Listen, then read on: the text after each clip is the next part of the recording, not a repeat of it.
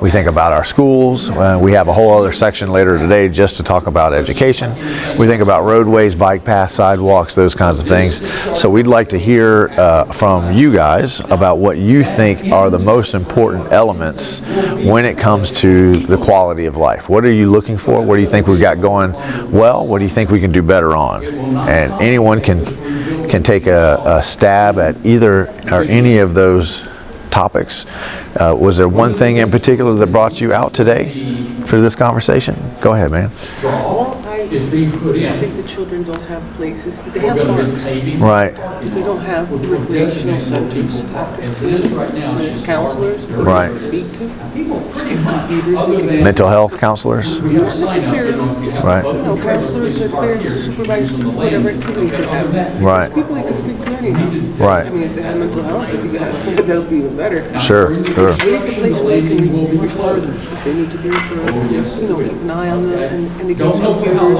They have places like this in Miami for the children to go after school. Right. And on vacations, the parents are working all the time. Right. And, Summer times. yes, so for summer Right. and for even spring break, they have programs. They keep them out of the streets, out of trouble, Right. And it's great. So I heard the Parks and Rec director talk about the lack of a teen center. Would that be sort of how you would call it, that we need a teen center here that has a cross? Not just one. You can do these in certain parks. Right. Because there's They have to be walkable distance for the kids. Exactly. Right. You can't just do one because the third area, there's already YMCA. My kids live over by the lake. Well, no, they can't get there. Right. And instead of being in the streets, it's better to have them in a place where we Absolutely. can Right. rely on them and teach them well and just help them with what they need. Okay. That's one thing that I have my heart for the city. They usually it's our future. And would you rather the city have a hand in that, the school board have a hand in that? You would like to see the school board and the city work together on those goals? Do you have a thought about that? School board, no, I'm thinking more about the parks. Right. Not so much city, not so much school. Okay. At least that's the way it is in Miami. Yeah. Parks and recreational to have these centers. It's just like basically one big room. Right. Computers and you have basketball, whatever different type of sports. Okay. That I think you guys really need it because there's a lot of games, a lot of things out there in the street that children need not. You gotta give them idle hands something to do, right? Okay. All right. Was there anything in particular that brought you out today, sir? Oh, there's a lot of things. Yeah. But for this, I would say in particular, so I don't know if you're aware, but over the course of the past several weeks, we've had these town hall meetings where each district, they've done a town hall meeting about code enforcement, and typically each one of the district, the commissioners from each district, they host Right. town hall. Number one, I see it as nothing but a farce. It is a rah-rah session about how wonderful code enforcement is, when that's been one of the biggest issues in Deltona for decades. Code enforcement having been used as the personal Gestapo, if you will, by people that have sat on that dais before. Now, I will say it's getting better, but I mean, there's. Can you tell me? Give me a specific of how it's getting better. Like what structural change have they made that you've seen that is better? I don't think that they're using code enforcement as a retaliatory thing anymore because. Okay. What ended up happening with the prior city manager brought so much to light about how the city was retaliating against people who come out and speak out. And there's countless. So it's a greater transparency right now, you feel like? I just think that it's calmed down, and I hope that it's calmed down for good. Right. That it's not something that's just for show. And and one of the examples that I provided was so 3 years ago, I think it was, a resident. She has her own business. She knew that the center at Deltona, they're putting on these events where they're serving food, that the kitchen wasn't licensed yet. There was a whole, and it they ended up with a bunch of, citations, violations against them. She went over there, had her phone, recorded what they were doing, asked to see their licenses. They didn't have them to provide. The city manager at the time tried to unlawfully trespass her from the center for doing that. Skip forward a couple years, and she's a good friend of mine. So she comes over, she hangs out at my house, and she's got her plumbing van will sit in my driveway. And one day I get one of these little code enforcement goons knocking on my door. I'm here about unlicensed plumbing. Oh, you are? Well, what kind of unlicensed plumbing? Well, I don't know. Oh, well, what do you think happened? Oh, I don't know. It could have been, you know, a main water line or something. Okay, you don't know. So who sent you? I don't know. Who called in and said that I was? And this was a couple of years ago. Yeah, I've got it all in video. But we're better. But by your estimation, we're better now. My point is, right? They were there not for me. They were there to retaliate again against her. But that's not the current. That's not. I'm just trying to make sure because we want to look to tomorrow. We want to make sure we're getting better each day. The main reasons why is because now you've got with what's going on. More eyes on the books. No, you've got Brandy White suing the city over retaliation. So now they're in federal court. So of course they have to calm down a little bit. We've got ordinances that are so antiquated and outdated, not to mention not even looking at the constitutionality of them. You know, these ordinances that were developed back in the 90s when the city was incorporated without even the input of the community. I know people who were... These community sessions that we've been having, are those to look at those, or I see you nodding your head, shaking in agreement. Have those been to discuss the antiquated nature, to change them, to update them? Code enforcement to tell us how wonderful they are. You know, but there again, I've got evidence. We've got 2 supervisors in code enforcement. I've got evidence of one of them flat out committing a crime. On video, I have the evidence of it. Now, it's a record that came from the city that the city purposefully destroyed because that was also in federal court. They've lied about it ever since, but yet I have that record. I have that record, but they claim that it never existed. So this is what we deal with in Deltona, is they will lie right to your face and expect you to just, when you're sitting here, it's like, I have the video right here. No, it never existed. Well, okay. How do I have it? Well, let's look to the future, because I hear you saying, well, we think that there's some transparency. We can't look to the future until we understand the past. Sure. But what can we do? When they're willing to admit the past. But what can we do right now? What can we do right now? For starters, we need to clean house. So we think, because what we're trying to get right here today in this environment is, I mean, I like the comment of a lot of these code enforcement ordinances and regulations are outdated. That's something that we can actually address. We can pull together a committee. People that we literally have criminal evidence against. How about we start there? If we have evidence of people working on staff that they've engaged in criminal activity, how about we start there and we get rid of those folks and we start replacing them with people who are going to follow the law.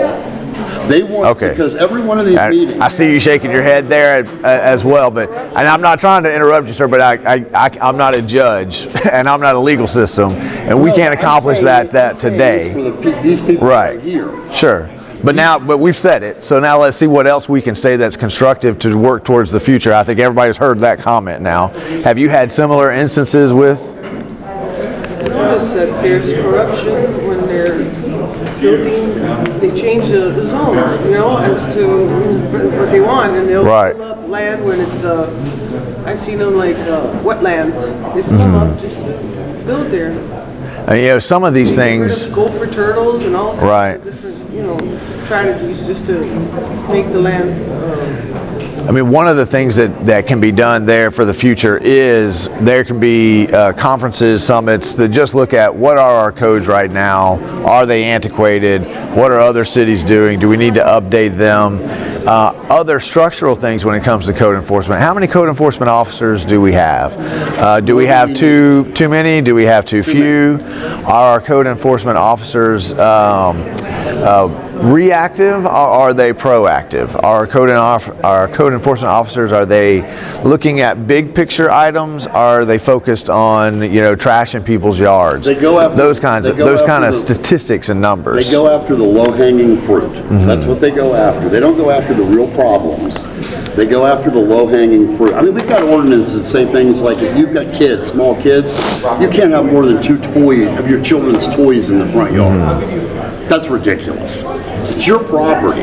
You know, there is this thing, and they don't even care about the Florida Constitution, let alone the United States Constitution. This is property rights issues. One thing I've been hammering on in all these meetings every time is this whole concept that you can't park, if you've got, you run out of room because your family's grown, or they've widened the roads and taken 15 feet of your driveway, and the only place that you have to park an extra car is in the grass beside your driveway. That's what they're looking for. They're going out and they're hammering people on that. So a change in the focus. So but wait, let me finish. We can say things like you have to get X percentage of big ticket issues before you bring small again, that's issues. An antiquated ordinance, and 4 or 5 meetings I asked the same question over and over. What, number one, with particularity, what is the governmental interest? Because you have to have a governmental interest for an ordinance. That's the law. Read the U.S. Code, okay? You can't just make up something out of thin air because you want it that way. There has to be a governmental interest, health and safety. Finally, they answered me at the last meeting. It was the most ridiculous thing I'd ever heard in my life. Because somewhere along the line, the fire department decided that if you're parking on the grass, your catalytic converter can set the grass on fire. But wait, there's more. They will say it's fine if you park your car on the side of your house past the front face of your house, where there might also be grass. So now if your car goes up in flames, your house is going up with it. Not to mention, none of them understand thermodynamics. They want you to put down dead mulch. If you put down mulch, now somehow... I don't want to get... this is about the vision, and you've got some very specific good comments, but that's not necessarily the point of today. I think I've heard you say that we need more transparency. We need to look at antiquated and outdated codes. Those are the kinds of things that we can take back structurally to the code enforcement. We need to clean house and code enforcement. I've heard you say that as well. And we've heard this young woman over here talk about teen centers, youth activities that keep our kids off of the street. Let's bring you into the conversation. What we're talking about is quality of life. Things that the city could do that would increase residents' daily experience. We've thrown out all kinds of things: roads, sidewalks, bike lanes, teen centers, a better relationship with our code enforcement officer. We haven't talked about water quality, road quality, those kinds of things. So I've been here since 1973, when we were 8,000 people and fought in the incorporation war. 8,000 people in 1973. Now that's a growth rate right there. Huge growth rate. Yes, that's bound to come with some growing pains. Exactly. We had a school board who said you're never going to need a high school in Deltona, and now we have like 2 in university. Yes. So one of the programs that we used to have was a great neighborhoods program, and I would like to see us maybe get back to that, because we're a big sprawling suburb.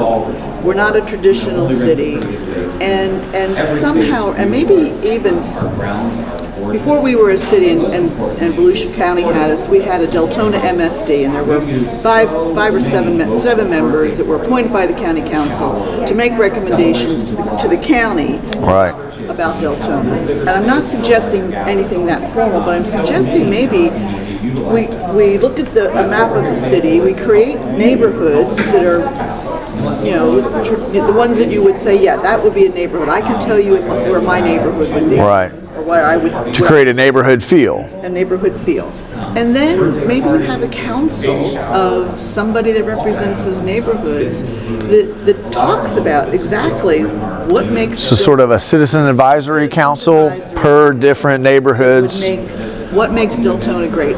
I raised 2 sons here, and yeah, I hear all of the issues, but I love this place. Right. We're gonna die here. This is our home, and there's a lot of good things that we don't always celebrate. Right. The city has tried. I'm not suggesting that they're to blame, but we have lost some of. Come on in. We've lost some of our.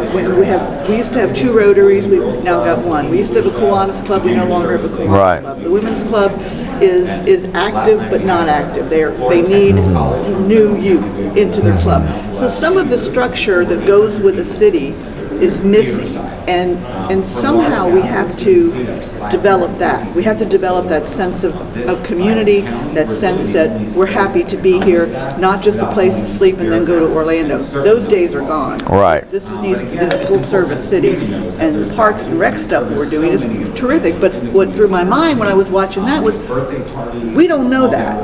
Right. The citizens don't know that. How to They don't communicate, know that code enforcement, advertise. Code enforcement, yeah. Right. So somehow or other we need. I think a great neighborhood program. I think it's a fascinating concept of a way to pull people together and make them part of the team instead of opposition all the time. Yes.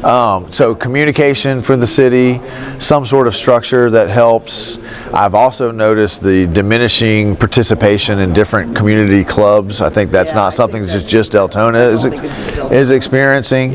Now you also said something about we're a sprawling neighborhood.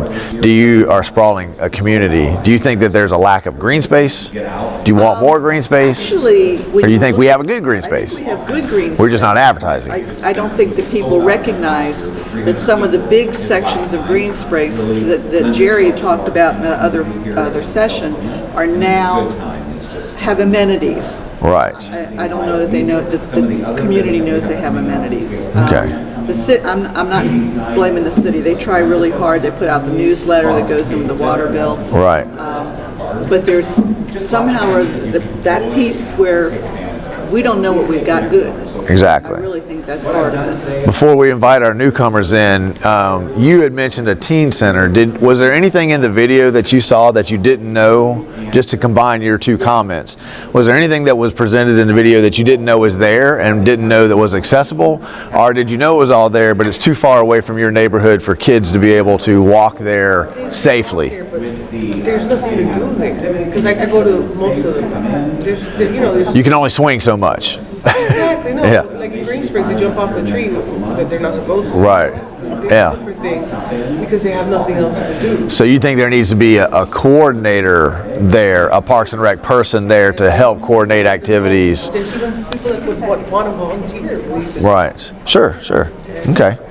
All right. Well, let's bring our new folk. We're talking about quality of life. I just want to say something real quick based on Okay. what she was just saying, because, and I agree with a lot of what she was saying, but when you're talking about bringing the community together, when we have huge issues, and we've had several over the past probably 4 or 5 years, where you have packed this city hall, and the commission has done exactly the opposite of what the people in the city hall were here demanding. That's a great way to divide people, because you bring people together, they all feel like they're here under a common flag, and they think that, okay, we can come together and we can actually do something, we can make change, we can demand of our commission. Oh, they're just going to go ahead and vote against us anyhow. When they all walk away and go home, they're going home separately. They're no longer united because that dais up there has divided them. Okay. Well, let's find some ways that we can unite. And you came over first. We're talking about quality of life. We've talked about teen centers, things for kids to do that are in walkable distance. We've talked about code enforcement, how that could be changed to increase a sense that it's a code that we all want to enforce, not something that's been targeted. We've talked about different ways to pull the community together. What brought you out tonight in terms of quality of life? What brought you out today in terms of quality of life that you'd like to see our city work on better, more focused on, or you just want to listen? I'm not forcing you to talk. And I'm here to find out. Okay. Here once, and I don't always get to see the televised version. Right. So I want to be here firsthand to see what everybody. Then you just sit there. You sit there and listen. It's nice to meet you. We always like elected visitors. Go ahead, sir. First of all, I have a great respect for Miss Pat. She knows that. And, all her work with Echo and everything. Also, for the gentleman in front of me has a very, important voice. Mine's a little different, and I think it's equally as important as what they're asking for. It's just something that a lot of people don't want to say. Right. I think we need a citizen review board for the sheriff's office because it goes with everything. With what she says, it could be good relations with the children, with the kids. It could also help with, nature. It could also, code enforcement. I'm not sure if code enforcement has used law enforcement. Oh, yeah. I know the city has. So obviously, everything, and speaking of one situation, where somebody I think had, mental issues or whatever, and mental health. Everybody knows mental health's a problem. His life was taken. Houses were hit by bullets. There were kids outside that were, quarantined at home for COVID. Well, bullets are flying by. I watched a video of a neighbor, their surveillance, where an African-American man, had to take cover from the police firing in his neighborhood and run behind his house. I think that's what I heard you saying with the road for a week, man, after it happened, and children had to see that in his neighborhood. Parents told me this now. This isn't, And this guy was why didn't unarmed. the fire department spray off his guts, man? Yeah. But I think that's a very, a citizen review board. And I've heard, I asked you about the school board and the city working together to help create those programmings. And I know you said you saw it as a city, but I think that there's a way that we could, sort of phrase all of this conversation in terms of how much is each department talking to each other. Sometimes governments have a tendency to get in their corners when they have a lot of overlap. It doesn't have to be negative. People, Right. Why should We all want to make a better tomorrow. look at it like as a negative thing? You should have an open door and show us. Sure.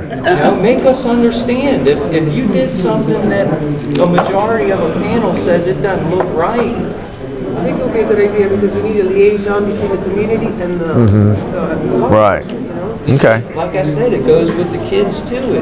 Right. You could do community relations. I mean, it doesn't have to be a jug at police. That's not what it is, and it's not meant to keep them in check. It's like if you Transparency. you work for us, then Right. Let's let this gentleman come. He's been sitting quite quietly. On this topic, though, Okay, real quick. So We're going to give everybody equal time. What he's talking about Yeah. here, and I agree with him, and one of the main reasons I agree with him, why should Deltona, at least particularly, have an oversight commission for the sheriff's department? If you read the state statute, okay, again, going back to statute, they are constantly comply is what they tell us, yet they don't. The state statute says that the sheriff of a county must, or shall, the actual legal term is shall. The sheriff of the county shall provide policing service throughout the county. Yet we are paying an additional $12 million. We're being taxed twice. We're double taxed. We're paying an additional $12 million. That's just to have the deputies here. Then you look inside the budget at all the hidden stuff. We're actually paying closer to $23 million for something that the sheriff statutorily has to provide anyhow. Okay. So if we're going to be double taxed and paying all this money, we should have a community board that has a say-so over how those deputies are being used. And you don't- Or we should get rid of the double taxation, stop paying them all this money, stop buying bicycles, $18,000 worth of bicycles that are going to Daytona. Remember, you promised brevity. Okay. Well, do you want to hear issues or not? I do. What are you here for? I just want to make sure everybody gets equal chance. So, I'm actually done. I've okay, go. I'm sorry. Go ahead. One quick thing I'd like to say is I'm in contact with a commissioner in Loveland, Colorado. I don't know if everybody knows about the 73-year-old lady that got her arm broken. And and didn't get medical coverage or medical treatment and was left while the police made fun of her for 6 hours. It's all in the news. Yeah. She's very open with me, and they're going through that there in their city. And she's basically given me access to see how they go through. And I've followed other cities that have used it for a pilot, and it's all positive. Like I said, it doesn't have to be negative. Well, and everybody wants to build. So they can go to other departments. Gypsy cops. Everybody wants to build a better future. But the city can't do anything about the union. But the sheriff has already admitted publicly that the union is the issue with bad apples. Well, I'm going to tell you, all right, I don't think we have, I think the whole damn tree's rotten, if you want to know my honest opinion. We got more than a few bad apples, because when a good cop, here's the thing, Sheriff Chitwood will tell you, oh, here's this new policy, it's the duty to intervene. Well, let me explain something to everybody. A deputy still has the authority to leave the scene. He can just walk away rather than stop somebody from beating the shit out of him. You know? Okay. And that's not right. People think, they see, oh, this... And we do have a section later today that will talk about public safety. It's just fluff, man. It's not the truth. The reality is there's no backbone to it. Okay. And the negative retention, or the negligent retention, I've pulled dozens of IA histories. This gentleman's been waiting. He's been waiting to participate. Starts the year they started. And we'll certainly get back to this idea of a community review board. Sir, you've been waiting patiently. Thank you. I'm giving my time to this gentleman here, and I want. Okay. Go ahead. No, thank you. I mean, no, he's absolutely right, and I know he's done the same thing between the two of us independently. Not that we're not doing this in collusion. We do this independently. I have pulled dozens of IA histories. You can go to my YouTube channel where I've gone through and read some of them. We have one cop that one deputy. He's now working in the courthouse in DeLand. 30 years. You know when his IA history, his first IA complaint happened? Year 1, and there are over 30 of them every single year. Complaint after complaint after complaint after complaint. So would a review to the city's charter and the relationship between the city commission and the police department, is that a structural, because again, I hear the comments about what's happened in the past. We don't have a police department. We contract. They contract with. So then that you can review the contract. Yes, the contract is established by the city, and the county council signs off on the contract, the city commission signs off on the contract. And in Volusia County, the sheriff's office is responsible for a certain level of policing, but it is not urban. So an urban level of policing, which the city contracts for, is their cost. So that's why there's a separate budget for whether. So this commission has the power to review that contract, update that contract. Yes, they do. And whether they change the nature of it. Change the nature of it. Or they can get rid of it altogether. They because could. Statutorily, the sheriff's department has to provide it anyhow. Only a certain level of service. Certain level, not urban level of service. Sheriff's office does not provide urban level of That's service. not what the statute says. I've read the statute. The statute reads 69 counties in Florida, every single one of them interpret it the way she just said. And I can tell you it's a constant source of tension. I'm a libertarian, so I've run in very libertarian circles. It's a constant source of tension between the state constitution and that reading, but you have 69 sheriffs who will band together and tell you that my level of service is not an urban level of service. Right. So it depends on if your population, what they want in terms of. And so maybe these issues really should accrue to the city commission for their review, or to the city manager. I mean, for his review. And I know what he's talking about. City manager. I heard a lot of what he's talking about. I've spoken at the county council. I know. You have spoken everywhere. I know. But it is a separate contract, and they can, if there are issues that need to be resolved, the city commission should take those up. And have an honest conversation with the sheriff whether or not he's providing the level of service that they're paying for. I think that's part of the question. And I think that was your comment about a public review board. And It should be appointed by the council, by our commission to pick, let me ask you a question on that, because it seems like there's some thought that you use the word rotten to the core. If you have the people who you think are rotten to the core appoint the council, so then it's not rotten to the core. Then there's good public perception. Okay, if my friend is a bad person, just by my association with my friend, the thin blue line, they're all bad. Do you see what I'm saying? Some people view police, I'm not saying I do, but they view them as a gang. Okay, and I want to give you free reign, but we do have an entire separate section to talk about the police officers and those kinds of things. And then we will have representatives from the law enforcement here. We haven't had a chance to, I haven't heard anything from about water quality. I haven't heard anything about green space. We can talk about so let's segue, make sure I want to hit, how is the water quality? So I can turn on my faucet sometimes and it smells like it's just shocked my pool. There's an odor? Oh yeah, chlorine. Yeah. It's heavy chlorine.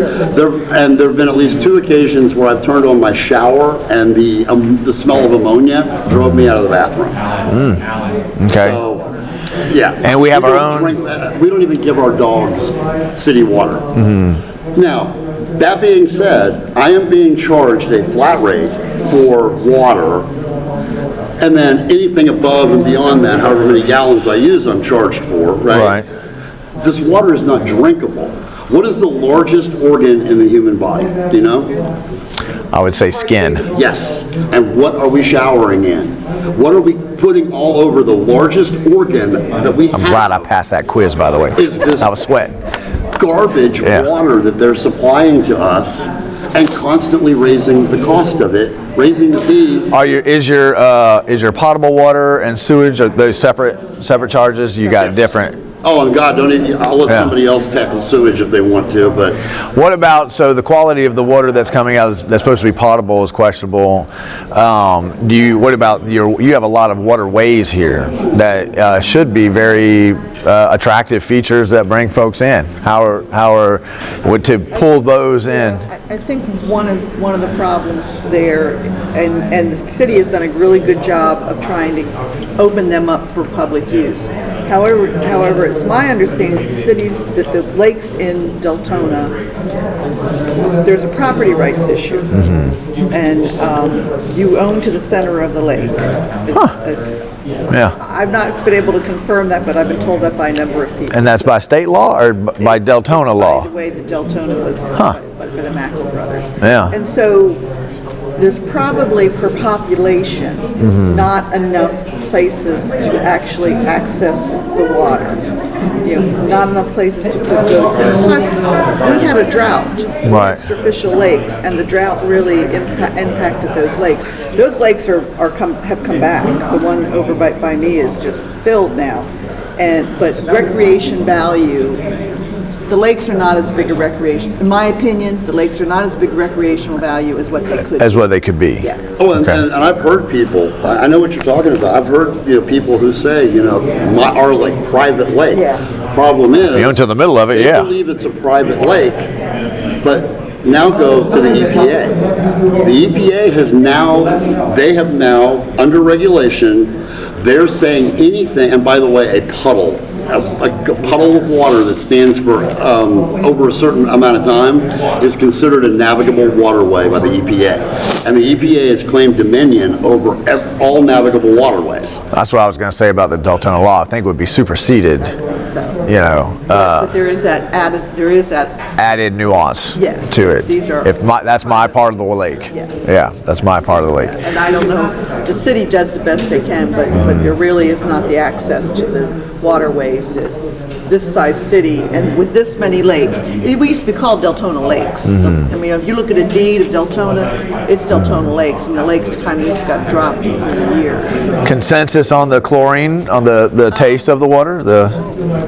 I would say. She doesn't drink the water. All right. She Bottled water? buys like 5 gallons a day. I think the water is pure for bathing. I don't worry about any of that. Right. And I do give my dogs Deltona water. I don't. There's a taste issue. Yeah. There is a taste. Yeah. So, and there's a separate utility department There is Deltona water. that runs that A section. private utility, and then they pulled out of the city, and Volusia County by state law assumed the utility, and Volusia County gave it to Deltona. I don't remember, I was back on the council when that happened, I don't remember how many years ago that was, but Deltona now has a utility, they have a utility director, they've improved the facilities around the city, but Right. there is still a taste issue. There is. Right. That's true. Now, the only upside is the chlorine in its natural state is a gas. So it immediately, once you, like if you take that water and put it in a glass, it immediately wants to turn back into a gaseous state. So you can let it sit there for a few minutes and the chlorine, will go back into a gaseous state. But when you're trying to brush your teeth with it, you turn the tap on and, the water's just running. And it's this constant, overwhelming smell of, like you just went out and shocked your pool. And those kinds of things are internal structural. You need a board that gives direction to a manager to say, you've got X amount of time and we want those kinds of things. Because it could wrap into a community advisory board type of recommendation, which we could tie back to your concept of neighborhoods, because probably not all neighborhoods have exactly the same And I think that issues. it's I water. nominate Pat Northey as the chair of that commission. I think the water, that's probably part of the water issue. The closer you are to the plant, the more you're going to get that chlorine. And people on the end probably are okay. just Right. by Transition, so. Let's, as we only have a few minutes left on this subject matter, what about cost of housing, rental housing, quality of housing, attractiveness of housing? Those all go into quality of life issues as well. What's the general consensus on those types of issues? We're doing quality of life over here. If you want to join us, over there they're talking about, what are they talking about? Economic development. Economic development is over there. So whoever, and we may just pause while this is going on. Okay, so we were discussing housing, cost of housing, the codes for housing in terms of how they're built, size of yards, rentals. All you got to do is go on Facebook, on any of the community pages, and you're going to find over the past 3 years, they're throwing up these little houses. Now, they came up with this plan that we're not going to build anything over, or it has to be at least so many square feet, I forget, but they're building these houses. They're not building them properly. I've watched them build some of these and watched how they're bringing in the dirt and they're not letting the dirt settle properly. People, they buy these houses $200 and some thousand plus, and 18 months later, they got cracks running all along their floors and up their walls because the dirt never settled properly. And that falls right on his department because they're not making sure that people are going out, that they're doing it properly. Talk to people about that have had roofs and things replaced and permitting. They're supposed to, by law, go up and on the roof and inspect the roof. They'll drive by, they'll look at it from their car. It's fine. They didn't check the nailing pattern of the shingles. Every package of shingles, whatever you're buying, comes with an instruction sheet in the shingle package that tells you what the nailing pattern is supposed to be. They're supposed to get up there and lift up a certain number of shingles, look at the nailing pattern, look at the instructions on the shingle package, and make sure that they fit. You can't do that by driving by. So for the cost of homes in this area, cost of homes? Can I address that last one? Are you yield your time? I yield my time to the city manager.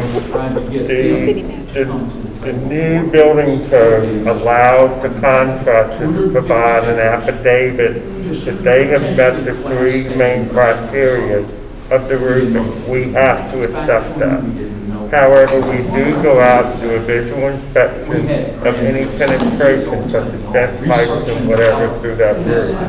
I just want to clarify that there has been new insurance on one of the local stations. It was very unflattering, but the reality is the way the building code is, because if you went through the 3 inspections, they would have to take a week to get a roof inspected. So they allow the contractor to provide an affidavit. We cannot say no to that. We have to accept that. Okay. Who accepts the Hang on one liability second. if She it's was, done properly? hang on, her hand was up next, so go ahead. You asked about cost of housing. Housing has just cost has just exploded across Deltona. I can give you a personal experience of a house, our very first home that we kept, and we just sold it, and I think we paid $23,500 for it. We bought it in '74, and Makes you want to go back and buy about 5 or 6 more, right? at that price, Yeah. because we sold it for almost $200,000. Wow.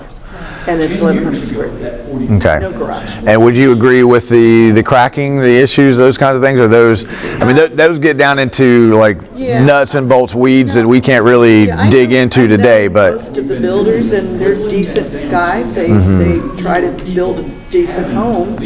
what about just the attractiveness of it? Because that's another codes issue. That's That is a code issue. right. Because what the new stuff that's coming in is not my style. I don't Right. want a 40-foot lot or a 50-foot lot, but some people do. Right. The new generations. They don't wanna work in the they don't yard. wanna work in the yard. Yeah. I get that. Those houses that I've seen over the last couple of years seem to be maintaining their attractiveness. The problem, we have Deltona was 3 areas when we first developed, and some of those older areas Right. really need some rehabilitation. Rehabilitation. Yeah, Does the city go after CBG grants, Yeah. those kinds of things periodically to help? Gee, I Well. don't know how much you put into renovation, but yes, we. Yeah, I mean, you can only have one of those open at a time, but it could be another structural change where you say to your elected officials, every 3rd year we want a community rehabilitation CDBG grant. That way the economic development sector is not getting all of that focus, that we are going back to those older neighborhoods and we're thinking about those as well on a schedule. I would just say, the COVID year was a difficult year for everybody, for Yeah. government, for Wow. personal people, and things didn't move forward. And we're coming out of that. And I'm happy to see this strategic planning session, because this is a time we really need to be talking to each other as government and people that are out there in the community, and do exactly, hear some of these concerns, because they're real. Some of these, they're real concerns. I might not agree with all of them, but they're real. They're there. They're there. You have to hear 'em. Listen to them. Right. To figure out, how do we communicate better with the sheriff's office? How do we get these houses over here to spruce up? We need to do a spruce up campaign. Couldn't do that. Right. COVID year, but we're out of, pretty We're much. coming out. We're coming out. You had a hand up? What they both said about roofing, I've worked in roofing for 30 years, almost 30 years in Volusia County, and what they both said is completely factual. And actually, I spoke with the manager about that briefly earlier. My personal opinion on the problems that he brought up is, I'd say this from firsthand experience. It's the inspectors that the city contracts with, and the manager just told me that they're going to be hiring a couple other people for their inspections.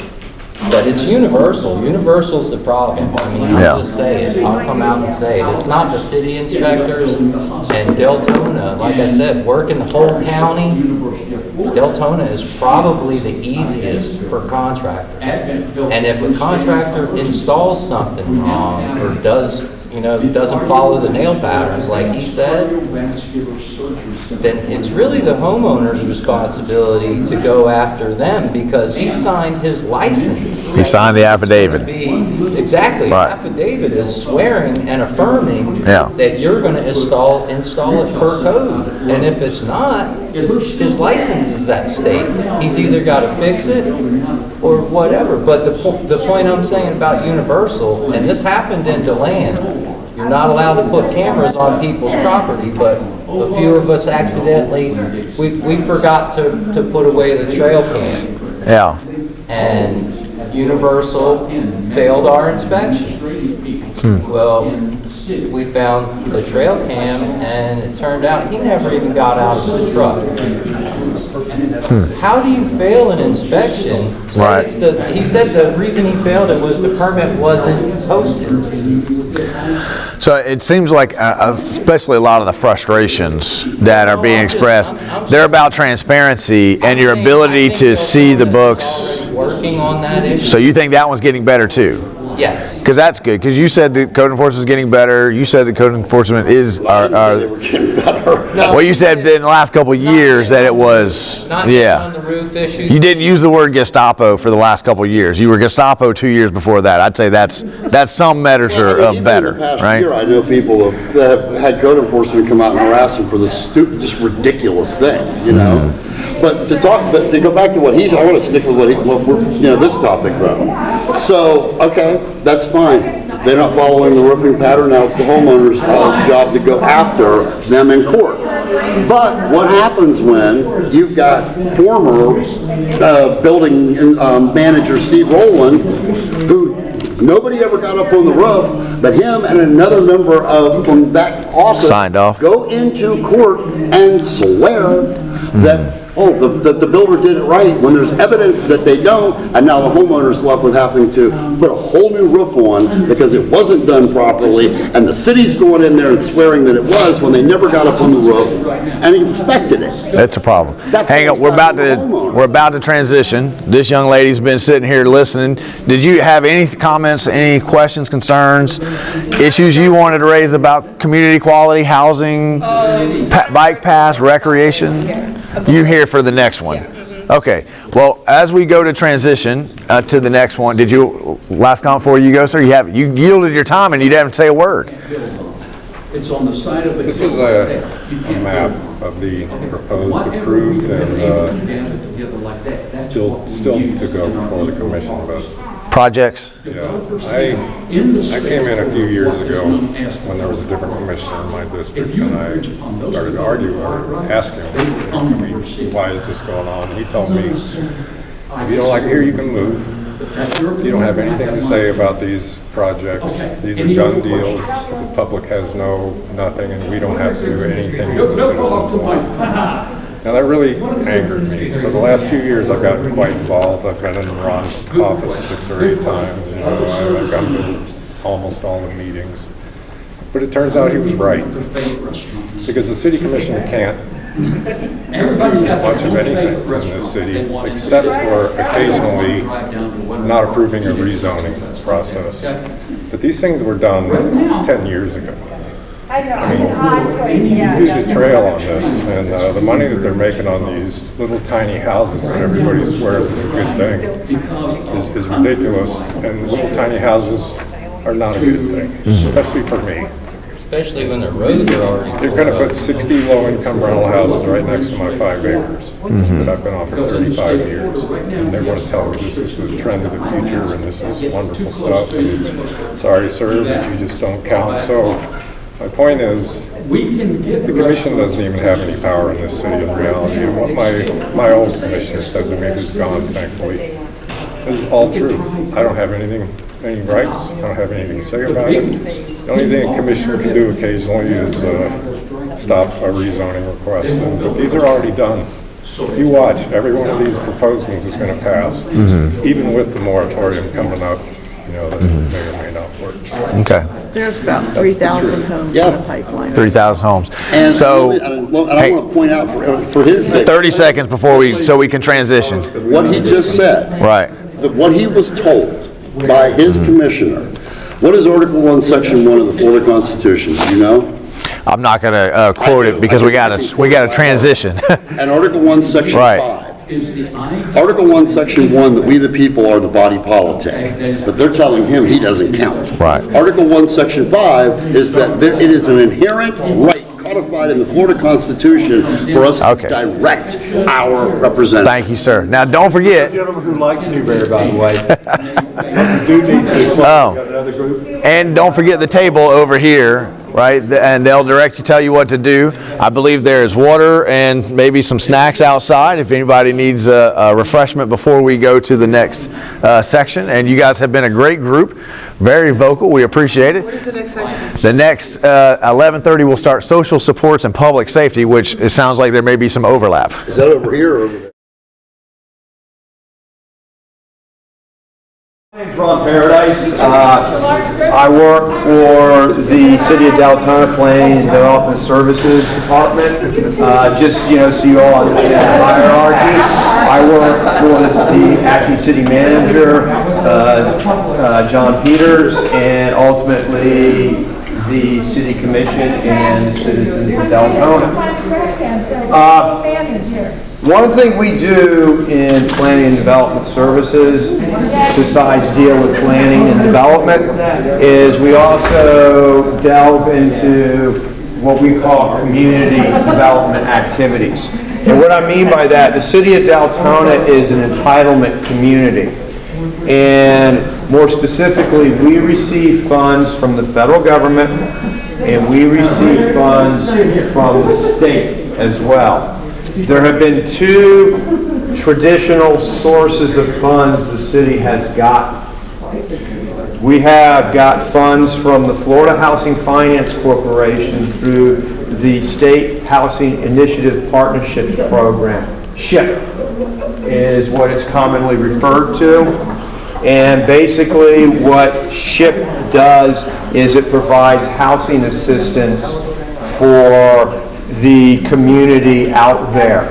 And what we do with that is typically help people buy houses through down payment assistance programs. Also, another main activity is we have helped people fix up their houses under a program known as owner-occupied rehabilitation. Okay? Federal money, we receive Community Development Block Grant, CDBG, from the United States Department of Housing and Urban Development. Federal money. And those monies are used for a wide range of activities, including funding social services, improving parks, improving infrastructure, such as stormwater, for example. And we do use some of that money for housing as well. With all this being said, I think it's important to keep in mind, I want to be very clear about this. We are an entitlement community. However, the city is not a public service outfit. That is not the city's mission. Our mission is to administer these grants. Some of the philosophy here is the city or governments are good at many things. Providing social services may be better handled through private partners.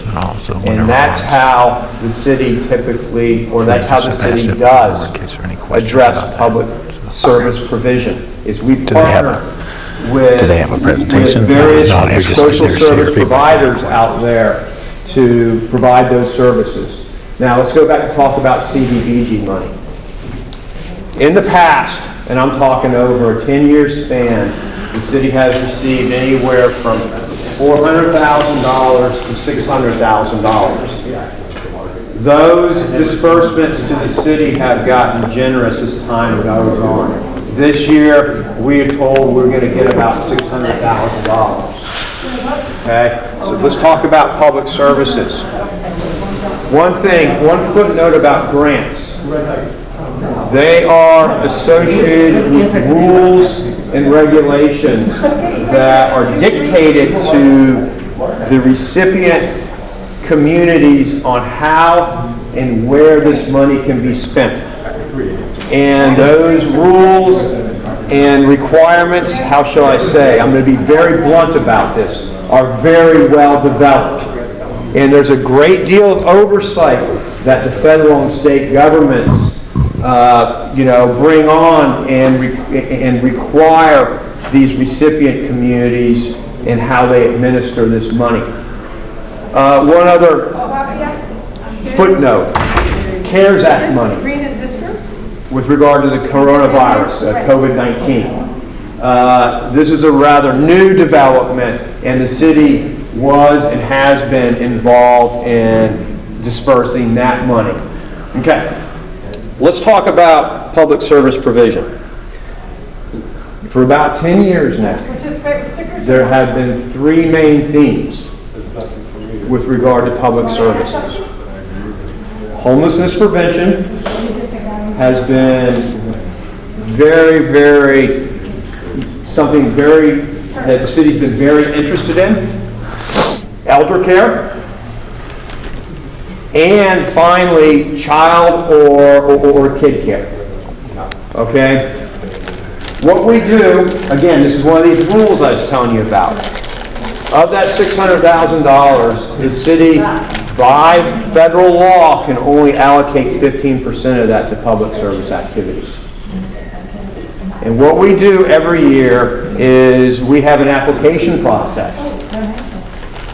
And part of that application process, public service entities can apply for a portion of that 15%. This year it's going to be about $80,000 to $90,000 that will go to fund public service providers that will provide services within the city of Deltona. There is a vetting process. Here in the last couple of years, staff has looked at these applications and rendered a recommendation. The ultimate decision of what public service entities get funded and how much is a decision of the City Commission.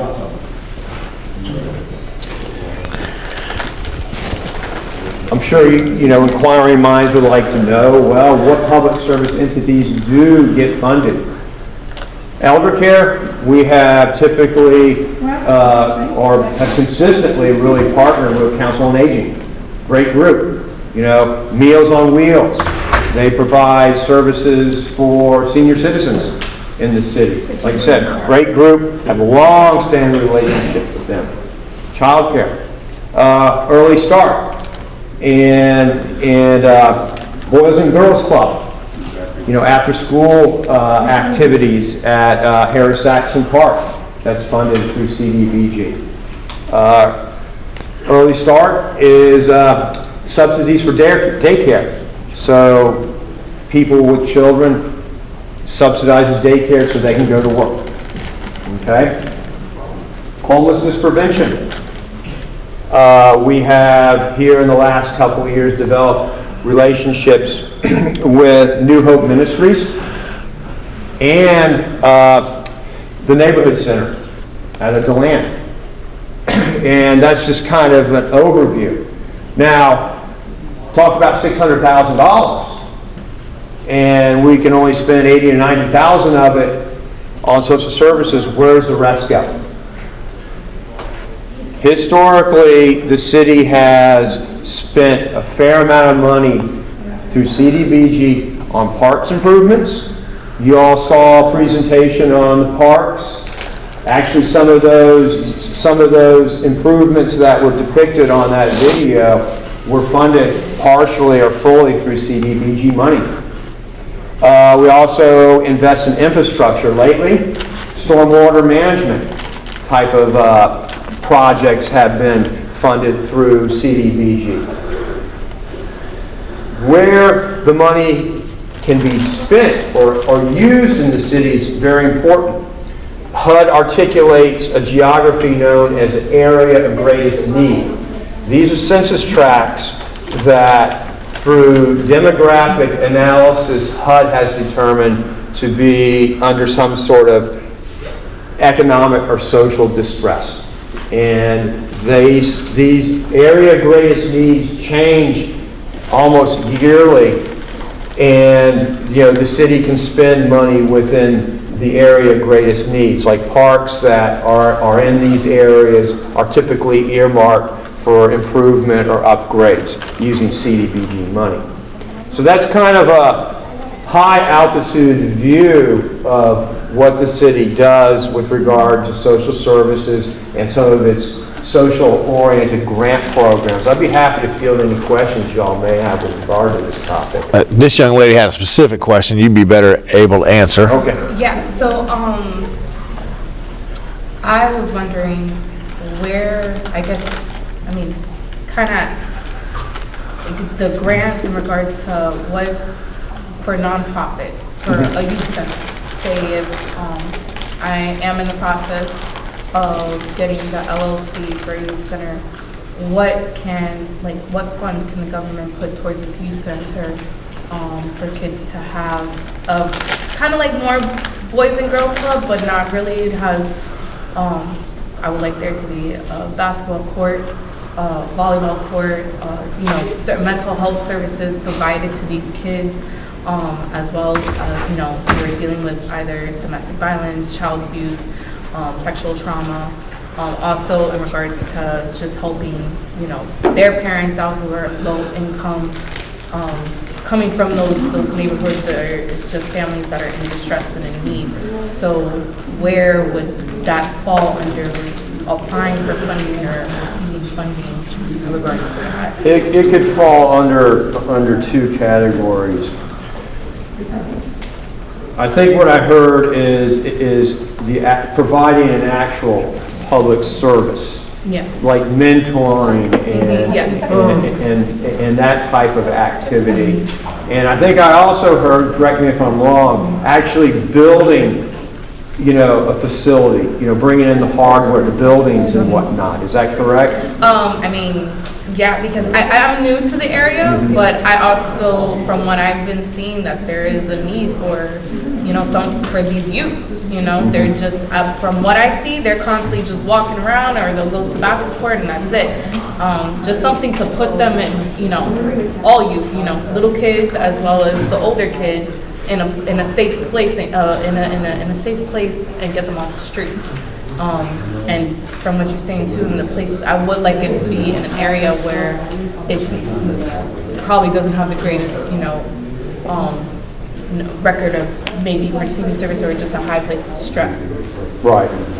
If it indeed is in one of those stressed areas, an area of greatest need, the city could opt to enhance an existing park, for example. I'll get right to you. Or actually, if we had the land resources, build a new facility. Okay. That's a possibility. Again, the ultimate decision rests with the city commission. And your other question with regard to a nonprofit providing these services within the city, I would suggest go to the city's webpage and under the community development subpage, and take a look at that application. The application process is closed for this year, but you can kind of look at the application so you can gear up for next year and make a cogent application. And there's anything about articles of incorporation required to a financial audit, explanation of the mission, leveraging. The city, just take the Boys and Girls Club for example. You have an outfit that's been long-standing in the community, and they are well leveraged, like a private company like Publix will give them money, and several government entities will give them money.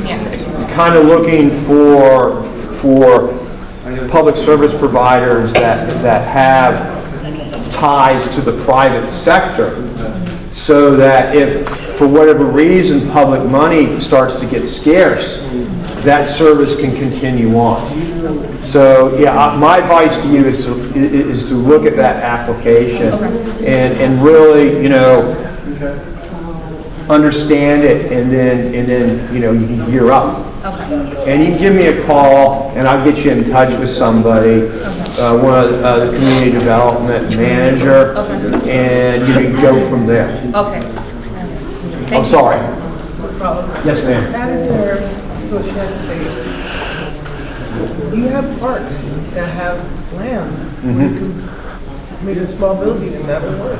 Because one center is not gonna help. You know what I mean? They need them in different communities so the children can walk there. Right.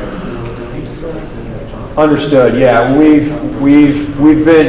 been pretty good about spreading this money where we can.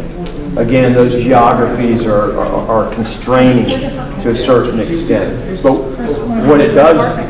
There's this one park near here called Campbell Park, and they have a building for boxing. It's in very bad condition. I used to take my children there, but it's in such poor condition that I couldn't take them there anymore. And it's here part of the city. I don't understand how you guys don't fix, amenities. It's like deplorable. And the kids go there to learn, they can't even be there. I am aware of that facility. We have had some talks about the Campbell Park facility. I'm not sure exactly, what direction the city's looking for that particular, building there at Campbell Park. Then there's the other issue that we have with the center. You have this huge center that it's not for the community. That's for people who have a lot of money to do their shenanigans and big events, when we could have a dream center there that can, encompass everything that we need, even though we could have the back part for the oversight committee that we need. That big center could be used for so many things here in the city, instead of just having it empty, and for you guys to come campaign your Just as a footnote to the center, the Council on Aging does use that facility, and Meals on Wheels also uses some of the kitchen facilities and so forth. So there is, some social service provision associated with that facility beyond just the events that happen. It's a waste of space. It's not enough. Duly I noted. feel like, ridiculous. There's a pastor, his name is Jamie Jones, and he has a vision for putting a place called the Dream Center, where anyone can come in with their problems, whether social abuse, whatever it is, drugs, and he'll help them. I think they should donate this center to him so that he could, help the community and actually be a center for the community, not just a center for certain things every once in a while. Okay. Yes, sir. I just wanted to say, I don't really think the center is a failure. I mean, from a business standpoint, I do for the residents, but I don't know if any of you guys have been there for, Andrew Gillum or Val Demings. I mean, it's standing room only. It's great politically, but like for the residents and for the people, it's not really beneficial. I agree with what she's saying, and I just wanted to say I find it ironic that you can barely stand in there when it's a governor's race or a state senator comes or something like that. It's successful, but if you wanted to have a wedding reception or something out there, which I think there's a million better places, but if you did, could you afford it? I mean, is it worth the money they're asking? Well, and Ron's not going to go anywhere, but we want to make sure that we get everybody into this conversation too. And when we think about, hang on one second, sir. Yeah. Would you be willing to have Joe Hearn, he's the event manager, to address some of these? Absolutely, and I wanted to say also that we have Ron here to talk about this, and we have two officers in the back who could speak to homelessness issues, community safety. Come on down, because I'm going to need to spill Ron about. Okay, so if you guys would come on down. There's only one of me. We'll let you have a couple of minutes, and then we'll let the officers talk a little bit about public safety and homelessness issue. But you go ahead first, sir. And thank you very much. First of all, my name is Joe Hearn. I'm the marketing director at the center. We were heading in a really good direction before the pandemic hit. Of course, with the eventually shut down in the States. Sorry, this one should have been longer. With the pandemic, put a little damper, but the floodgates are open. I would love to meet with you and get you this common thing that you're talking about, because I do think there's opportunity, and I do think that even to start small and and see what he can do. We have so much of what happens at the center is perception, and I think unfortunately it got a negative jump start in our community. But every weekend there's birthday party, there's a baby shower. We have rooms that start at $35 an hour. There's this conception that the cost to do an event there is $500 or thousands of dollars, and that's just not true. I've left some brochures and price guides there. We have nonprofit organizations who just might rent a meeting room that holds 60 to 100 people for $65 an hour to host their event. We have Christian Wrestling who rents the entire ballroom and brings out the community to enjoy their amusements, and there's a great video on there. Boys and Girls Clubs just did their annual meeting there. So there's a lot of people just don't realize it's getting used. It's getting used. And coming out of the pandemic, I think we're going to be very, very busy. We are trying to create more programming that, kind of meets the needs of the community and invites the children and some things for our youth to do, and even our younger adults, who just have to leave our community to go have a country night somewhere or go dancing or just, embrace other people in their community and have fun. So we are tackling some of those issues, but most importantly, the value it's incredible. There is no other facility on West Volusia like this. We have tonight. If you stop in, you're welcome to go through. There's a breathtaking wedding going on tonight.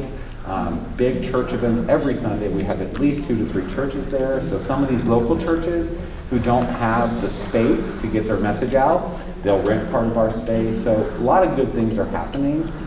Stay connected on our social media. I think you'll see a lot of the events coming up. But there's a lot of space available. So I'd love to talk. I've heard this guy's name a couple times, so I'd love to just personally meet him. I'm personally engaged in making every community better, and just I belong to a lot of nonprofits. I like helping. It's just who I am. So I'd love to get this. He sounds like He's a blessing to the community. Yeah, sounds like it. I'd love to get to know him, most definitely. But please check in and stop by the center. I'd love to give you a tour. I left some price sheets up there so you can see we have rooms starting as low as $35. And then of course the ballroom, even on a Friday, you can get the ballroom for $65 an hour, part of the ballroom, which holds 250 people. To answer your political question, we just, before the pandemic hit, we were doing the NAACP banquet, 600 people. We were doing the pregnancy center, which does a lot for this community. 600 people banquet. Does the revenue it brings in currently, not looking into the future, but does the revenue at this very moment, coming out of a pandemic, negative. It does not. You can't. Well, in a business, what would happen? What was the last 10 years? What was that? To answer the longer term question, has it always been in the red for the last 10 years, or did it pay for itself at some point in time? It has not. It's never paid for itself. Okay. We were in it before the pandemic hit. We were running triple-digit increases, moving in that direction. What business could go 10 years in the red and survive? Not many. Yeah. And when is the city going to actually follow Florida Statute 119 and open the books so we can see the financials, not have somebody tell us, because we all know that this building is losing money every month. It is never going to meet its yearly cost, what it costs to, for the bond and for maintaining the building. We all know it's never going to meet that. But multiple people over, Brandy White, that's why she ended up with a false felony on her record, is because she was trying to get financials on the center, and the city was fighting her at every corner because they didn't want people to know. I'm unaware of that, and I'm sure there's a department that can handle getting those numbers. I cannot get you those numbers directly. And we want this conversation to be bigger than just the one thing. So let's let these guys come in so they can talk about homelessness and public safety as well. And then you have to realize that it's hang on one second, sir. A ton of money at this moment, but you have to know that if you go by there on a weekend, you're going to see some community family from Deltona who has an affordable place to hold their kid's birthday party, who has an affordable place to have their child's expecting baby to have a baby shower. And then you have other events that are up and coming that are huge coming up this year that will help with that revenue. And I think we're heading in the right direction. It's always one of the questions about a community center. The venue is a blessing. We're going to start over 11 years. conversation on development in the city. All right. So anybody that wants to talk about development, segue over, and then we're going to segue to public safety and homelessness. Give us a little interview, and then we'll open it up for everyone to discuss. Thank you, gentlemen, for being here. So I'm Sergeant Gordon, the Sheriff's Office. This is Deputy St. John, the Sheriff's Office. How long have you been here? Over a year and a half? Over 2 years. About 2 years. He's been in Deltona for about a little over 2 years. I've been in Deltona for coming up to a year, I think in a month or two. So I talked briefly a little bit with some people here, and I guess one of the major concerns is homelessness, which ties into usually our line of work, which is panhandling. People kind of obstructing roadways, getting in the middle of cars, stopping intersections. That's kind of usually our side of it. We do get into the trespass side of it when it comes to personal property, or if the property is owned by the city of Deltona, I'm sure they get in touch with us and we get trespass authorization forms, which help us kind of move them along. Some of the stuff the Sheriff's Office has been doing for for the past couple of years. There's a big homeless shelter that just got finalized probably within the last year, maybe year and a half. It's out there on 92. I don't know if you guys have driven past that. It's kind of across the street from the branch jail, where when we interact with homeless people or people that are panhandling, if we determine that, hey, they're looking for help, they want to get, kind of rehabilitated, want to start looking for a job, want to start, being productive and move along. You just give me a second. Well, trust me. My spiel is not long. We'll go through all the questions in a second. I wanted to make a point on it. Yeah. So when we deal with someone that's interested in that, we afford them the opportunity to come. We'll even give them a ride to the center. We'll help them get set up with some basic needs and different stuff that's available to them at that start. And then that's kind of the launching point for them. Where there's a bunch of resources that's made available for them at that point to kind of get plugged into society, get plugged back into the community. That's our ultimate goal. Sometimes people are not so willing to take that route, but the ones that are, we encourage that. That's preferable for us. We are aware of some homeless. A lot of these people will kind of form caravans or groups. So there are some locally moving around. You don't have any, in the city of Deltona, you don't have any major pockets like you do in other cities, in the county specifically. So relatively, there's no large camps that are kind of a nuisance to everybody, leaving a bunch of debris. The biggest problem with the homeless camps for us is they kind of bring all their trash and all their plastics and everything else. Not to mention if they're narcotics. Sometimes there's a narcotics issue intertwined in that whole thing.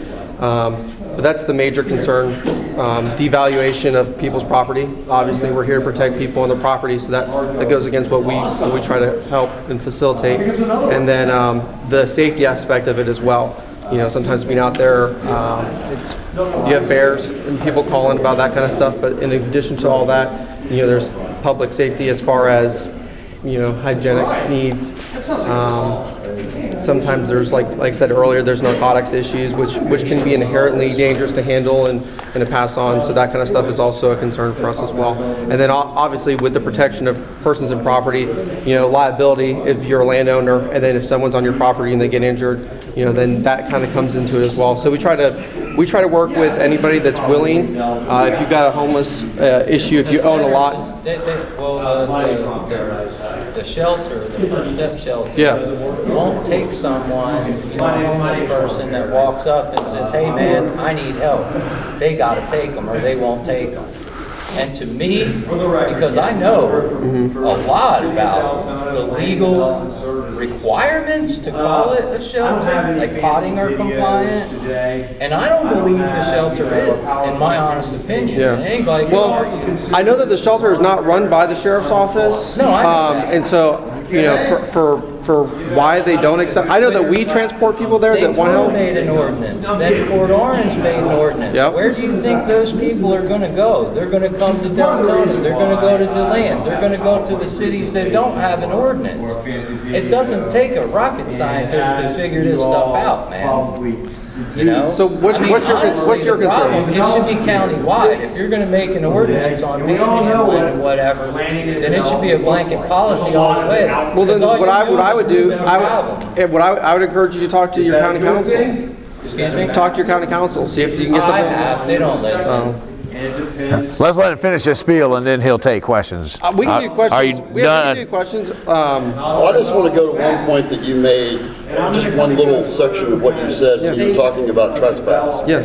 And you said if it's city-owned property, then you'll go to the city and the city will give you whatever paperwork you need. That's my understanding, yeah. And then you said you moved them along off of city-owned property. Yeah, so there's a recent legal change reference public property like parks and so forth. They have to have provided an opportunity to refute that. There's an additional hearing for that.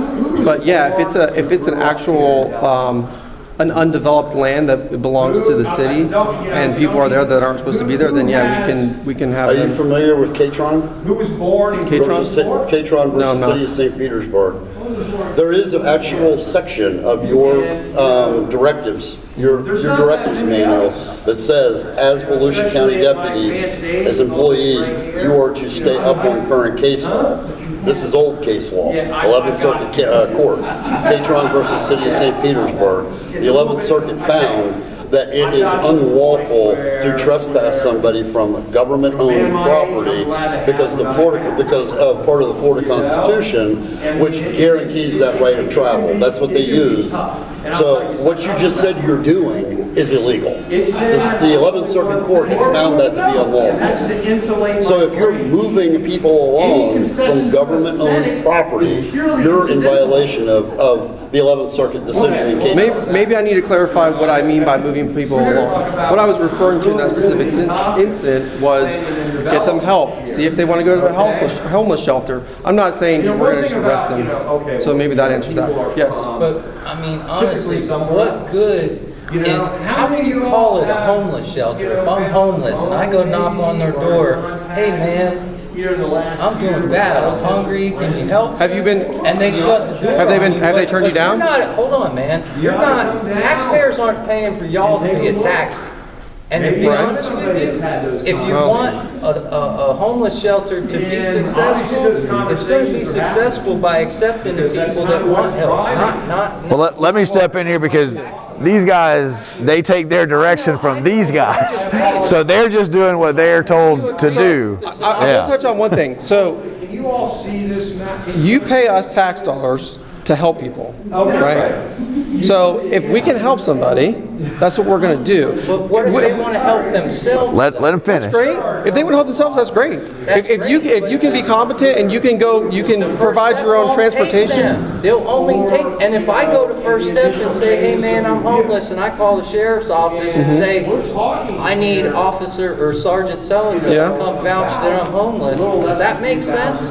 Or does it make sense that you're out being proactive? I'm not sure what their policies are as to why they won't take you or when they will. I know that we have our own policies on when you qualify, which is basically that you don't have a house, that you're willing to not take narcotics, you're willing to turn your life around, you want help, which is a big one, and then you want to be transported. Or it's a diversion for giving them trespass, right? Not necessarily. It doesn't have to be. Right? It's up to the person. I can't forcefully arrest somebody or put them in my car against their will and take them to the shelter. We don't do that. To me, it seems like it's beneficial to have the police taking the people there. We don't take people that don't want to go. Charge that may, be detrimental towards growth in the future. Because people that would be getting arrested for trespassing and whatever. If there's a criminal element to the person that is homeless, then we'll address that. But if they're just wanting help, then we can accomplish that. Given the Constitution, what right did you have to even approach them in the beginning unless they flagged you down and said, hey, come talk to me, Sergeant? You obviously had to have probable cause to go talk to them. No, we don't have probable cause. That's a different burden of proof. So we're playing what ifs, okay? So it depends on what the call is, why we go out there. There could be, so in those types of communities, people get injured, people fight, people get into drunken brawls, and we have to go there because we're trying to render aid, and we believe that a crime either is or may or just have been occurred. So we go there under the pretense of trying to investigate if a crime occurred, make contact, and then that's usually how we contact. We don't just willy-nilly just, you know, the county is too large for us just to, you know, do a giant sweep through the whole county and just find people. We're not doing that. Usually we're there because someone called us because there's an allegation of a crime. So we're operating under that pretense. The homeless problem, it's only going to get worse until Deltona considers an ordinance, because I think you'll agree. I mean, if Daytona Beach and Port Orange were counties, like dry counties where you couldn't drink, everybody would come here to Deltona to drink.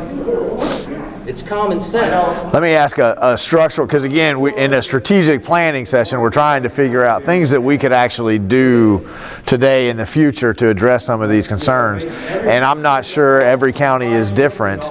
If the county passes an ordinance that you guys have to adhere to, does then Deltona City have to amend its contract with your police, or does That's my understanding, yes. So in order to get that uniformity, there'd have to be, again, which throws us back to the first session of some because you have, I thought I saw a map somewhere. Yeah, there used to be right there. I think it's further, I think it's way over there. So like generally the issues where you're having homelessness, from my understanding, is usually within the city limits. Outside the city limits, yeah, the county ordinances can take care of that. It would have to be adopted, is my understanding, to the city for it to be enforceable for us. To take action inside the city. So the county can't create their own ordinance? A county ordinance, from my understanding, again, a county ordinance cannot be enforced inside of a city. Like a city jurisdiction. Right. And because you guys are contracted with, because the city of Deltona is contracted with us, he actually works a unit that's outside of, he works the county area of Deltona a lot of the times.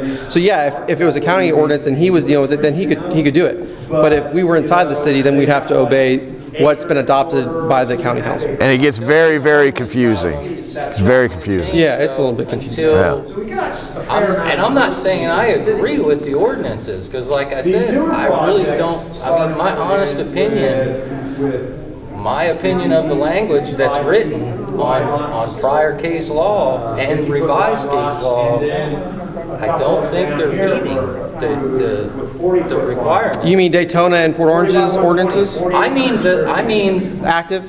I mean the whole homeless shelter itself, the First Step shelter. I mean, I've got stacks of information on it, and I've read the case law, Pottinger compliance, or I believe it was 91 when it was ruled on, but how the city calculates. Well, we are in. If the overall acreage, assuming if it's not compliant, and there's homeless people, because they have rights too, they're being violated. I hate to be, those cities when a class. Well, we're in a visioning strategic session here about things that we could do to get to the future, and our law enforcement hands are tied by these guys. So the question is, in my view, Ron started off by discussing sort of a general philosophy of government, that the city is not the social service entity. They're the manager of social services that come from the county, state, or federal government. That's a decision, right, that they've made. So when we are talking strategically about the future in this kind of a setting, it's the opportunity for us to discuss, is that the philosophy that we want to have? Do we want the city to be a manager of other social services but not have their own? Do we want the city to have their own? Do we want the city to fund more youth activities? Do we want the city to adopt more strict regulations to empower law enforcement to do things? Do we want the city to adopt less stringent and not put law enforcement in the middle of some of these things, right? So that's kind of the nature of this conversation. And we can use specific examples as ways that we can have that conversation. But I think when we're trying to stay at the 30,000 foot level so that we don't get down into the weeds, what are those kinds of things when it comes to social services and public safety? What's the vision for your community? How do you want it to be in the future? Welcome. Join us. You realize something. In this city, these people, I mean, look at how many people you see here in this room. This room should be packed. You know why it isn't?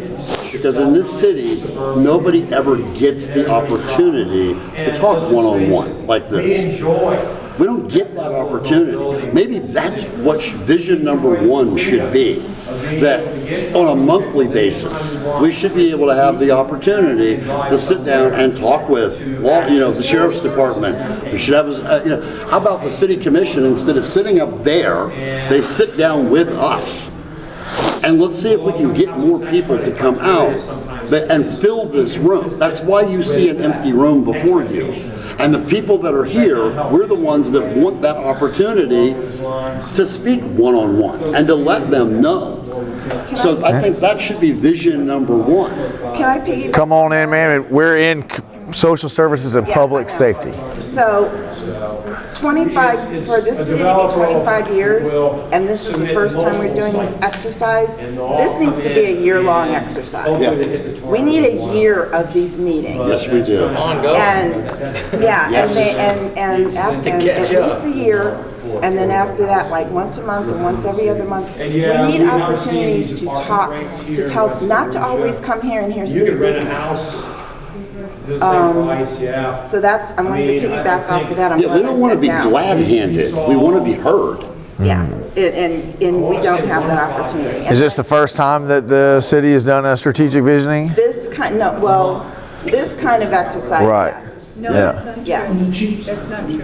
This, Strategic planning, I think it's required. She said this kind of exercise. Yes, this Right. type of exercise occurred in the last strategic plan, which is required every 5 years. No, I get that, but this is the first time that this level of exercise has happened, because I know the other meetings you're talking about. There were 30 people there at that vision meeting, and I saw the people who were there, but we need something much, much more extensive. At the first session we discussed, there was a lot of ideas about different citizen advisory boards, different levels of transparency, ways that we can get the citizens connected to their elected officials in a more meaningful way. Let me say this too, because I apologize if I just sat down and I'm taking over anybody's, but They just came in, Terry. I know I did. Just stomped I know. on everybody. So this is a huge problem for the city, and I've been talking about it. And if you've heard me, don't go, oh, Terry, here we go.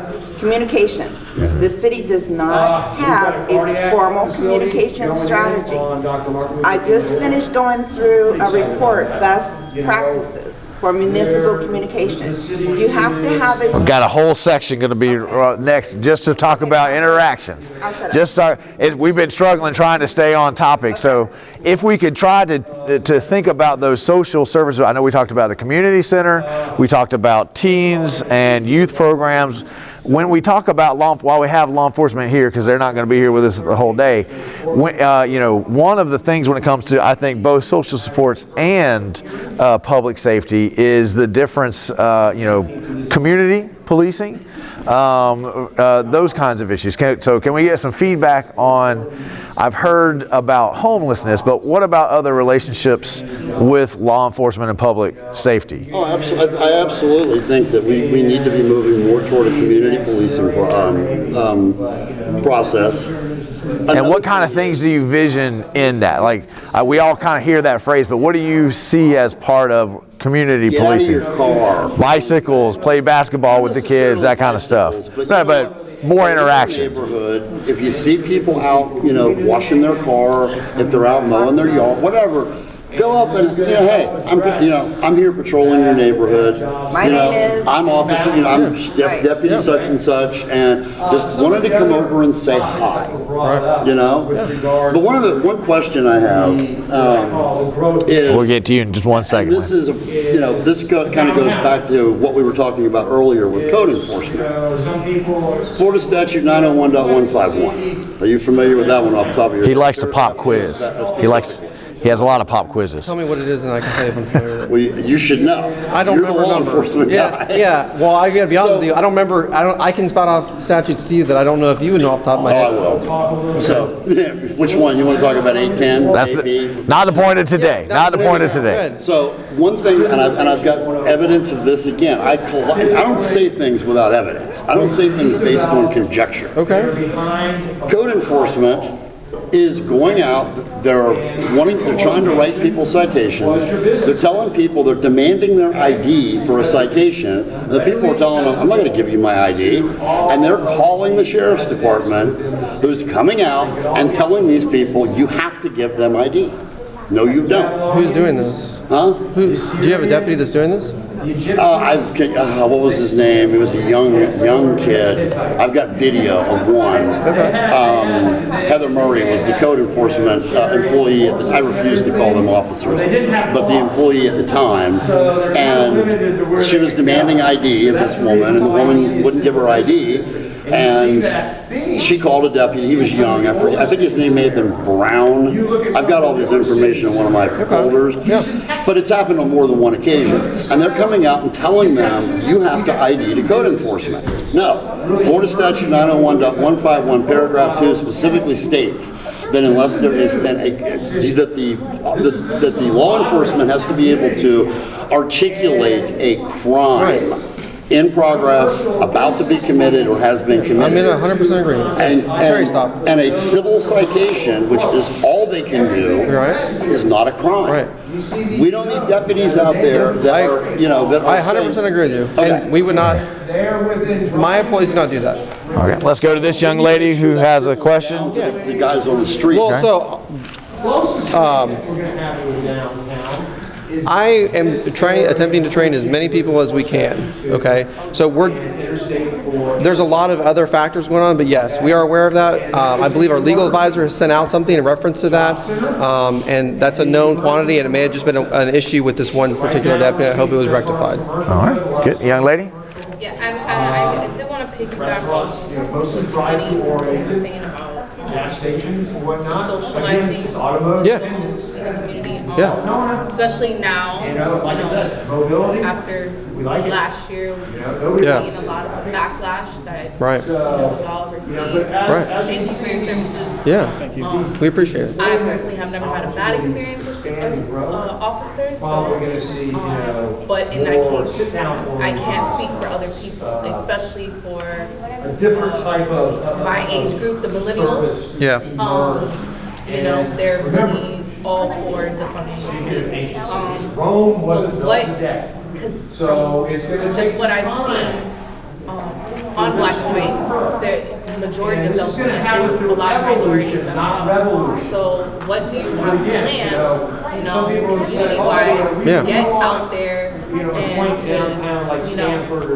either certain outreaches for family and children and just more of just like you said, just more of that interaction where we can get to know you on a personal level and not see, yes, your authority, you have to follow the law, but just also showing the human aspect of it as well. Exactly. I appreciate it. Great question. Obviously, since last year, the COVID thing is really. You're starting to talk about transparency, meeting the council members and that kind of thing. It's really put a damper on all of that. I know that I previously was working in DeLand. We had a thing called Coffee with a Cop that I think was pretty successful. We'd have turnouts of like 30 people. It wasn't uncommon, and it was happening almost like monthly. And they were kind of all over the county sporadically and pretty regulatory. And you could, as a citizen, it would gave you the opportunity, because the real honest truth that maybe people don't want to say is I can't guarantee that a cop is going to be in your neighborhood and have the time to come out and talk with you specifically. This provided an opportunity for kind of like a scheduled, but not necessarily a strict meeting where both sides could come together and just drink coffee and talk. And it was a great place for citizens to say, hey, I've got this problem with this kid down the street. I don't know if he's being taken care of. I don't know, like, he's, I don't know if his parents could you guys go check on him? Maybe they didn't feel like calling 911 or calling the non-emergency number, or they didn't know how to do it or how to get in contact. But it was a place where people could just bring concerns that were, because everybody across the county has a unique, different issue that maybe it's just not on our radar. Maybe it's not just rose to the level where people are calling 911. And it was a great place for people could talk and say, maybe they had a question. Maybe, I mean, this happens all the time where we back up 4 or 5 cars with lights and people are coming out and they want to know what's going on. And we're like, hey, I know you want to know what's going on, but go in your house. And we don't have the time to go back and tell them what happened. So sometimes they would be like, hey, what happened a week ago, at my neighborhood? And it was a great place for, oh, hey, he had a little medical issue or something like that. He got transported to the hospital, he's great. Or something like that. Everything's fine.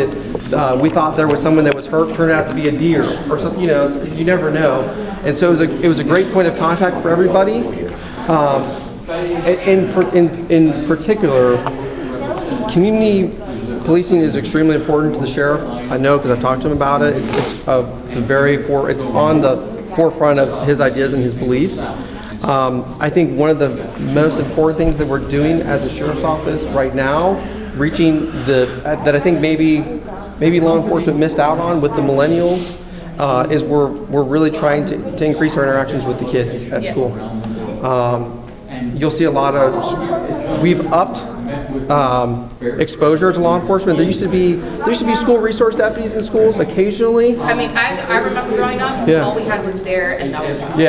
And then once I got to high school, we had one sheriff and that was it. Yeah, like I said, personally, for me, myself growing up, I had, I think, almost no interactions with law enforcement that weren't convenient, maybe getting pulled over or something like that, where it was more punishment or, being held accountable for whatever actions I may have been doing at the time. I didn't have any real law enforcement connection growing up. And I can say, as Sergeant Gordon stated, it is a big priority for the sheriff. It's a big priority for the sheriff's office. Going through NDT, when I did a couple years back, It's our training academy. Yeah, sorry. It's our new deputy training. So it's a 10-week school, new deputy training. New deputy training. Is that for like the... That's when you get hired by the sheriff's office. You go through a period of time. So it was a 10-week period, and on multiple occasions we had a whole bunch of discussions, and just on how simple and easy it is for us to take an extra couple seconds or a couple minutes if we have it to reach out and wave at the neighbor, mowing the lawn or something like that. And that's something that personally stuck out to me as well, because it made me think, I'm like, when did I ever have a regular conversation with a deputy or a police officer growing up? I never did. And in my, impression of them was like, oh, it's the guy that gave me a ticket last week or something like that. It was never like, oh, that's Jim. He's good people. So that's something that I definitely try to do a lot of the times, and the sheriff's office is trying to get into as much as possible. And our juvenile director, Carla Kwan, she implements a lot of different things for us to get out there with the community. For instance, I don't know if you follow. He's got his hand up, and then she has her hand up as well. But in Christmas, around Christmas time, she implemented something where we were able to get a lot of gifts donated. And I personally was lucky enough to be involved in that, and I got to deliver Christmas gifts to multiple different families, multiple different homes, meet the children, watch them open the gifts, meet the parents, and it was just amazing being a part of that and seeing the appreciation that they have. And I know that we're going to continue to do a lot of things like that going forward. And then because I don't follow you on social media, do you have a certain, because you know how like the fire department has the EMT program for like kids in high school to do you have anything in regards to that? We have it's called the Youth Ranch, the Florida Sheriff's Office Youth Ranch, where we have kids from all over the county come, and it's actually up in I believe it's Astor, in Pearson, Seville area. where it's a big summertime event where all the kids get together and they run through. I think they do a different couple of programs. They may do like some CPR certification, just to kind of get them introduced to some of the ideas, of helping others and kind of give them an idea of like, some type of personal ownership and responsibility and try to, mold them from there. So there's mentoring programs there as well and a bunch of different things as well. We got about 5 minutes before we go to the next section, and you've been waiting patiently, and then I saw your hand as well. So go ahead, sir. What's your personal feel? I kind of like a two-part question. I'll try to make it fast. Okay. What's your personal feelings on a citizen review board? And answer that, and then I'll go to my second one. A personal review board, in what capacity? Reviewing what? I mean, are you for or against? And maybe tell me like, what are we reviewing? Like, you personal review board for what? Police conduct, because I can name, I don't want to on camera, but I can name deputies and instances and stuff that I'm speaking. So I believe as a sheriff's office, I think they've rolled out some even additional new ways to get public information requests. I believe there's an app now that you can even download. Now. Is it? Yeah. And I don't know. So me personally, I have never done a public information request. I don't know how difficult it is now, or I don't know if it's COVID related or what's been the hang up. I know that transparency is extremely important to the sheriff, and I think he is. I think it's very important to him. Are you familiar with Directive 41.2 of the Volusia County Sheriff's Okay, so we're talking directives. Just so you're aware, we just had a big change with Amendment 10. Not sure if you're aware of that. So we've changed from directives to general. Came after that. That was in January 6th, I believe. Okay, so is it a general order? Yeah, it's after that. General order number what? 41.2. Okay, they didn't usually adopt the same directives. What's the directive specifically mentioned? Pursuit policy. Okay, and what's your question for the pursuit policy? Wouldn't you agree that if a pursuit had violated 22 of your written policies, that a review board would be commendable or recommended? So what I would do is, I don't know of the pursuit that you're particularly talking about. I don't think I was involved. Gregory Howe, almost a year ago today, it was on May 12th, 2020, and 80 shots were fired in the neighborhood in Deltona, 14 of which hit and killed Gregory Howe. Okay. I don't think you can speak specifically about it because it's still unfortunately being investigated, which I think a year is plenty of time. But your question is about a review board, and we want to get to her comment so that we can segue off. So I think the sheriff is all for review boards, and I think we need to determine, and I think this is up to Where him. he came from in Philadelphia, actually. Yeah, and if you ever get a chance to speak with him, I would ask him. Well, so I don't know why that is, but I know that transparency and review boards, I think, are high. We did perf. How long ago was that? Very good question. We just. Are you familiar with the perf review that we just did? It cost us $92,300. Yeah. So that from my understanding. That's how you de-escalate, man. My understanding. Hang on, let him finish comment. Let him finish comment. Yeah. But I mean, he brought up a point. I'm recording. Yeah. De-escalation is what you're talking about. Right. It didn't happen May 12, 2020. No, people were shooting through their windshield. Guys, we have to segue. So if you can, ask me a question. Ask a question and let him answer, and so she can ask her question.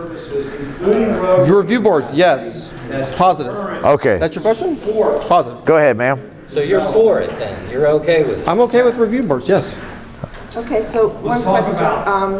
So does the sheriff department have an independent investigator The lady here. That's hired by the sheriff's office? Yeah, that works with this, that works with the, out in the community, and works with residents in the community to review particular cases. Do you I'm not have- aware of one that's hired by the sheriff's office. That's employed by the sheriff's office. I think that would be, I think the point of a review board would be some type of division between the at least my understanding of it would be separation between the employer and the person that's reviewing. So if the reviewer worked for the sheriff's office, I think the general perception would be that, oh, well, they work for the sheriff's office, they're not going to be impartial. Well, in other cities, well, I come from a city that has a police department, and they have independent investigators that they work for the police department, but they are very much independent. So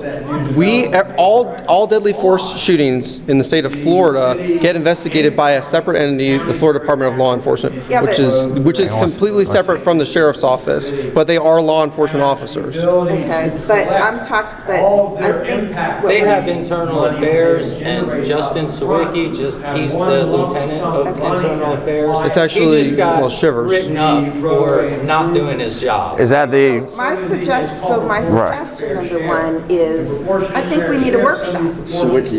I think we need a workshop to have a more in-depth conversation about the sheriff department.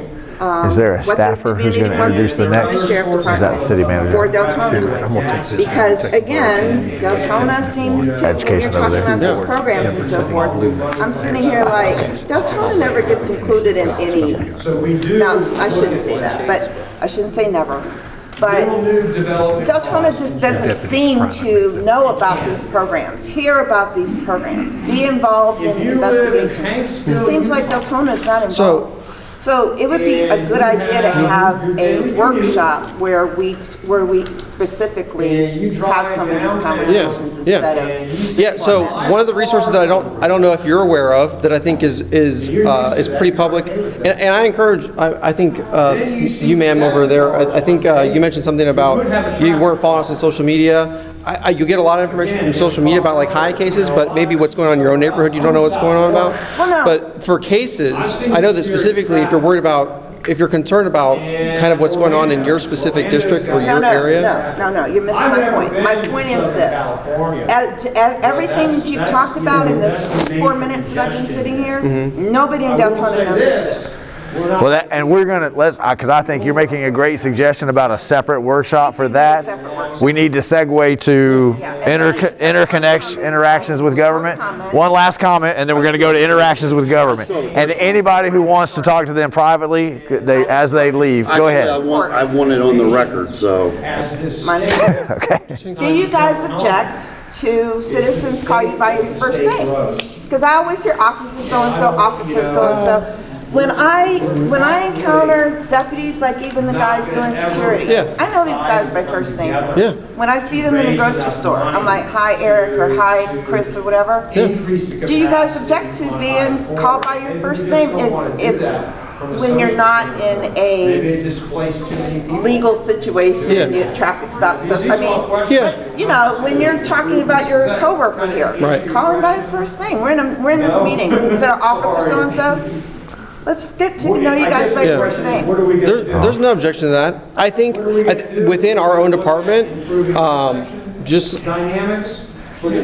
there is an innate, so there is a little bit of how you're raised, ma'am, sir. There's a little bit of that personally to me, just me personally, that I appreciate the type of respect, especially speaking to an elder, someone in a higher rank to you. So there's that I think is a part of it, but to just regular citizens, I have no objection to you calling me Ben or anything like that. That's not a problem. Okay. We're going to go to interactions with city governments. Quick question. Sure. We have different definitions of quick, so I'm timing you. Said earlier. Okay. And, you made the comment, sometimes we'll be out at a location and people, they come out and they want to know what's going on. Yeah. We tell them to get back in their homes. Yes. Sometimes, yes. What gives you the authority to tell them to get back in their homes? Public safety. Yeah. Now, what statutory? So I'll tell you this. Hold on, let me. Yeah, exactly. We've never arrested anybody for not going to their house. Okay, I appreciate that. Great. That's a good. Great. That's a good Great suggestion to end it on. We appreciate you guys coming today to have this conversation. He's going to take over for interactions with city government. I hate that I missed the social services report. Oh, it was a good conversation too. Yeah, well, I'm the homeless lady for the city, so. Oh, that would have been good. Yeah.